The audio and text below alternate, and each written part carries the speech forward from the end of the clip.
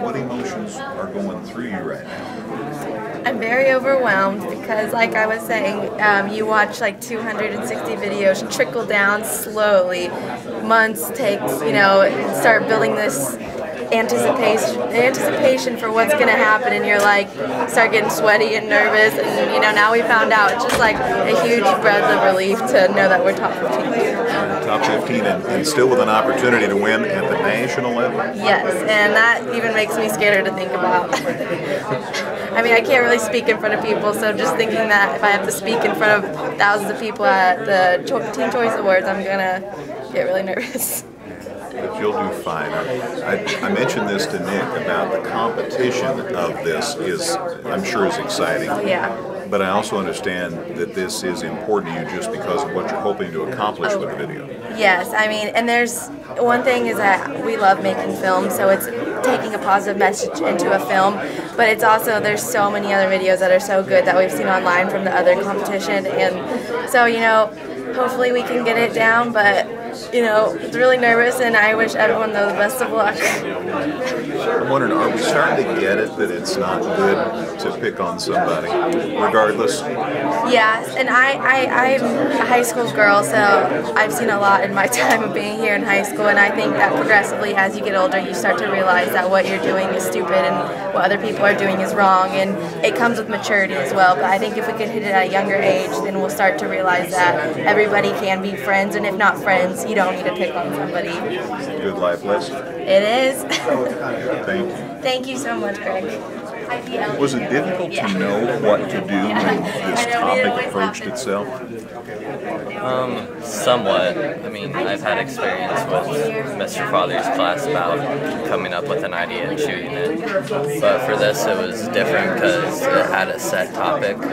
So we bounced around some ideas until we found an idea that we really liked, and then we went after it. So we don't have any perspective about how long this all took. I know Wayne and I edit things and get newscasts ready, or he gets something ready for the website. How long did it take you all to get this done from the time you had your idea to the time the film was finished?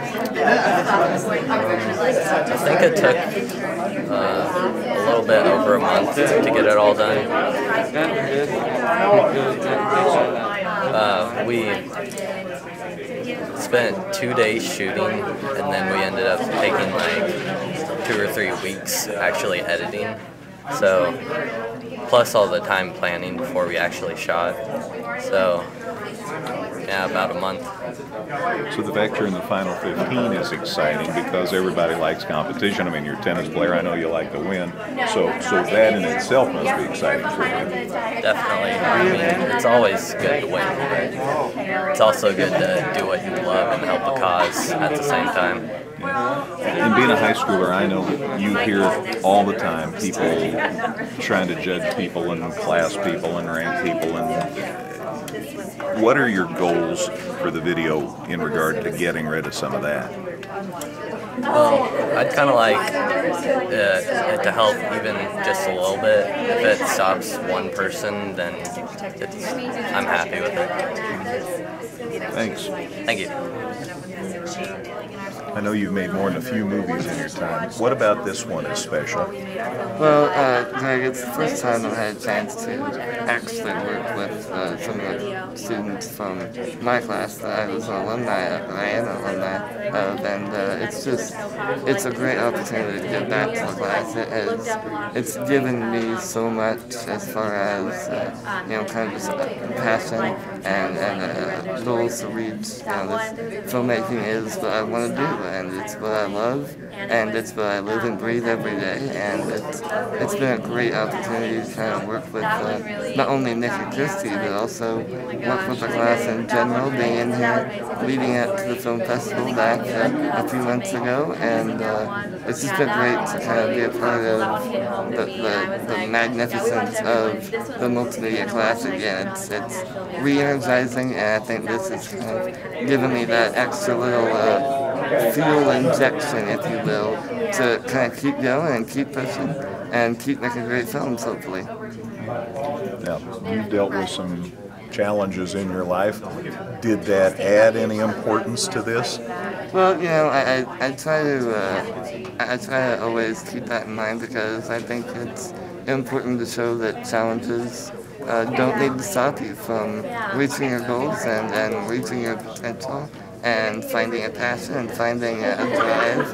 And I hope that maybe a little bit of that belief and that idea has been passed along to Nick, Christy, and the others who watch this film. I know that cyberbullying is a very big issue.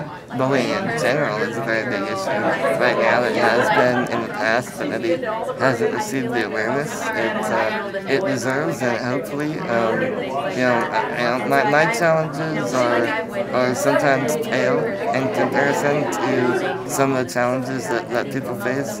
But hopefully, I can take my experience and what I know about my life and maybe pass a little bit of that along to some other people, and hopefully make a positive difference. Thanks, Gail. Thank you very much. Paige, I know that when you shared with the county board a couple of months ago about your experiences, you really did focus on your experiences and how they've shaped you and the challenge that you took and have hopefully overcome. And now you get to share that on a national stage. That's a lot going on.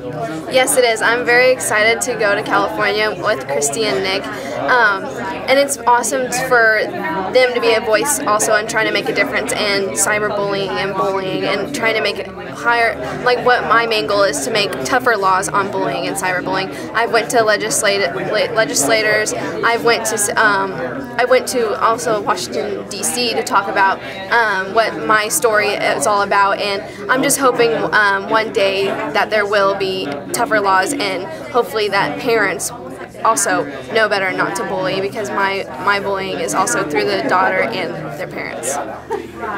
Let's talk about what you'll be participating in San Francisco, as opposed to what Nick and Christy and KL will be doing.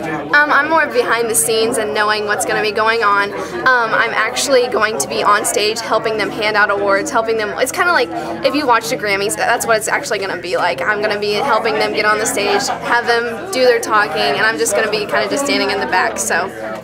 And that's coming up in July. Yes, correct. And I'm very, very excited. I actually learned from past mistake, do not fly the day that you're going to talk, because that's what we did whenever we went to Washington, D.C. We flew out the day I was supposed to talk, and I was exhausted. And we flew out like the next day, but we actually did not fly out. We had to go find a hotel room to sleep in because our plane got delayed and we missed our connecting flight. So we learned our lesson and actually fly out a day before. So me and Michelle Loy are actually flying out a day before the event and catching up on all of our sleep, and yeah.